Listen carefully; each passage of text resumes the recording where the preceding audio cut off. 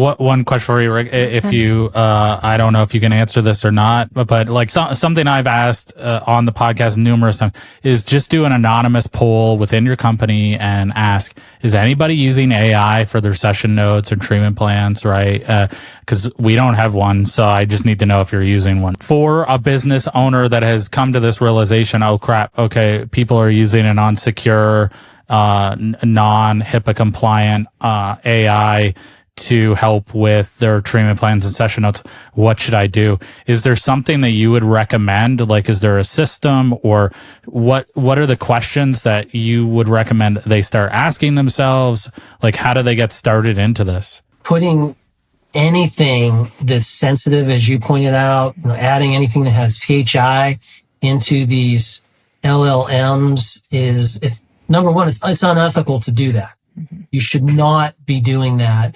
But I understand the allure of doing it, because maybe you've talked into something or however, and it's so much more convenient. It speeds up your time. So if you're doing that, there's a lot of risk that's involved in that type of behavior.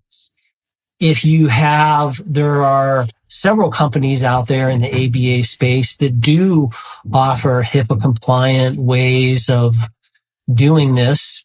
And if you're using a company that specializes in this kind of technology, then that's a different story. I would be very concerned, and I think all people that own ABA businesses need to be aware of this, because if a staff member is doing that, you're placing the entire business at risk. And there needs to be very clear guidelines and instruction, just having conversations with people to help improve their understanding of what they should do. I am one of the things that I do at Penn State, this also happens at Central Reach. Once a year, you have to take these courses that update you on like internet security and all of these other things. And for the longest time, I really dread doing these things, but I got to tell you, this last time I did it, the information was so good. It was so well produced. I actually found myself taking notes. It's literally the first time I've ever done this, because the information was compelling and I wanted to learn. It was just, I was just taken aback by how good this training was. And if we can produce things like that, where we're behavior analysts, if we can produce information where it's intriguing and it's also delivering information to the people that need it, then that's going to help them, at least give them the rules better, so that they can understand what to do in these types of situations. That's exciting that you got so much out of that training that you're going into thinking, oh, this is another year. Yeah. Well, so I think that brings up a good, kind of a good segue into talking about business owners and kind of just looking at the business side of the field. I mean, I can say, like, I often talk about this. Again, it's a doom and gloom, but there are a lot of incentives in this space. And this isn't just ABA, right? This is any kind of medical field where you're billing a private insurance, right? And it's paid for services like this. There's so many incentives in this space to have, like, you're going to make more profit with higher turnover, right? Less knowledgeable staff, because you don't have to pay them as much. And so that means you're making more profit per hour billed.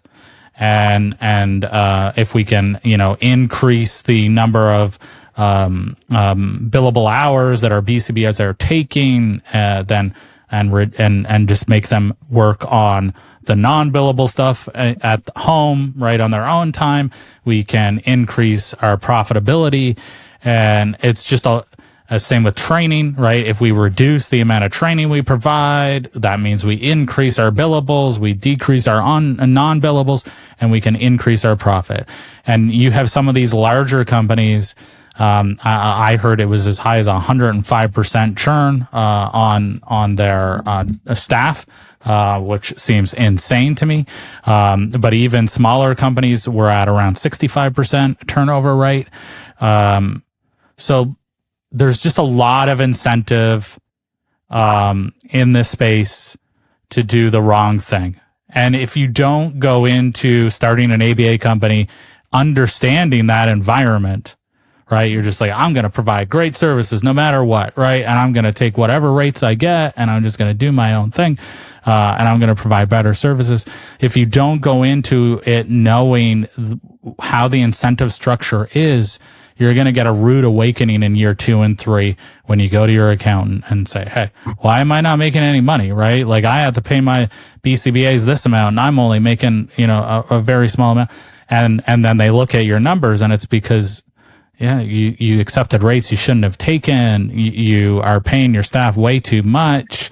And then the focus switches from providing high quality ethical services to getting those billable hours because I can't afford to pay my mortgage, right? And so I talked to so many BCBA business owners in that situation. I've heard this statement way too many times is the company I left was unethical and they were making me do things I didn't want to do. And now the only difference between me and them is it's my name on the door, right? And it's such a heartbreaking thing to hear, right? And so I've seen this kind of debate on the clinician owned is the only way that this can be. And I kind of step back from that and I'm like, but like you can have the best clinician in the world starting an ABA practice, but if they don't know the financial implications of owning a practice and the amount of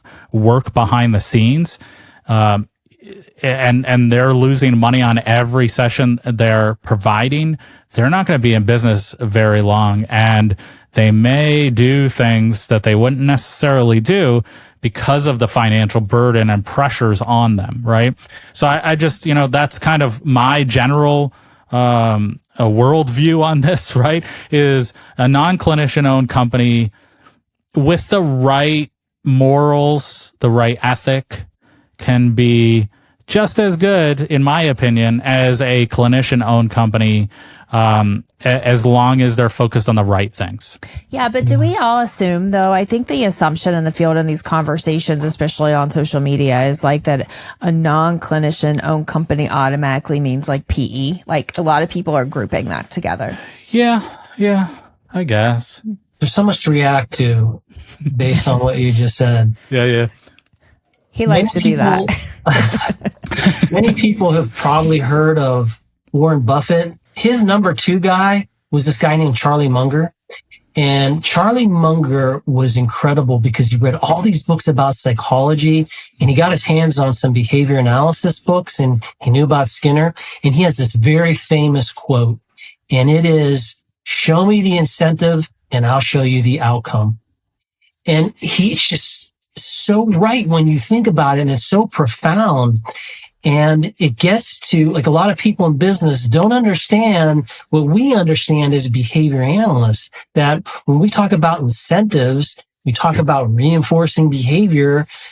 If you follow that path, if you understand how you lay out any kind of financial contingencies, you're going to get behavior that's going to follow that path. And I have seen, as you probably have, when you talk with different people and you look across the field, very good examples and very bad examples. A colleague of mine, we did a research project probably 3 months ago, and we traveled down to a place in Texas, and this was a mom-owned ABA clinic, and it was incredible because this mom understood. She had children, but she wasn't a BCBA. Right. And every BCBA we talked to, super high retention. No one wanted to leave this place because they had small caseloads. They were given autonomy. They were supported. And this business is thriving in this area. And it was being done right because this mom understood that she had good clinicians and she wanted to have a center, and she operates under these principles. And I felt very heartened to see what they were all accomplishing there. Their business wasn't failing. Like maybe it could make more money if they increased caseloads, but they chose very specifically not to do it. And as a result, all of the staff were very happy there. They were doing good work. And this was just a wonderful case study on how an effective business can be run. Now, I know depending on the state, your funding sources, and there's a lot of variables that come into play. And this one particular place that I saw that I was super impressed with, maybe they're doing things that financially other people couldn't do. I don't know, but it is true. And I've seen other places like that can manage to succeed and have successful business, successful outcomes. And certainly you all have run into that as well.